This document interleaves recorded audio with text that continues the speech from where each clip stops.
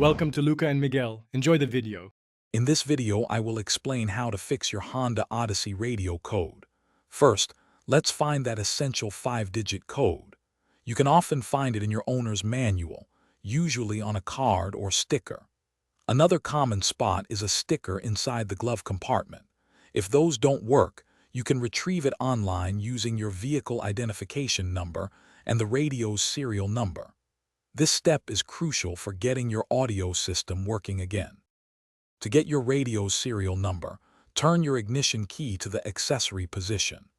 Next, press and hold down both the preset 1 and preset 6 buttons simultaneously. While still holding those, press the radio's power button. The display will then show a 10-digit alphanumeric serial number. Make sure to write this number down accurately, as you will need it to retrieve your radio code online if you haven't found it yet. Now that you have your 5-digit radio code, it's time to enter it. Turn on your Honda Odyssey's radio. The display should show code or enter code, prompting you for input.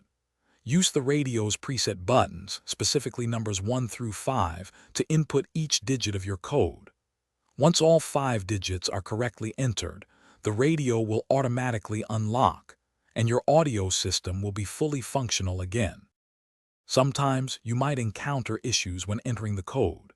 If the radio displays error or error, it means an incorrect code was entered. In this case, wait for about 10 minutes with the ignition on before trying again. Also, ensure your vehicle's battery is fully charged, as a low battery can sometimes cause problems. If all else fails, don't hesitate to contact a Honda dealership for professional assistance. They can help you retrieve and enter the correct code. Thanks for watching and please subscribe. It's the best investment you'll ever make.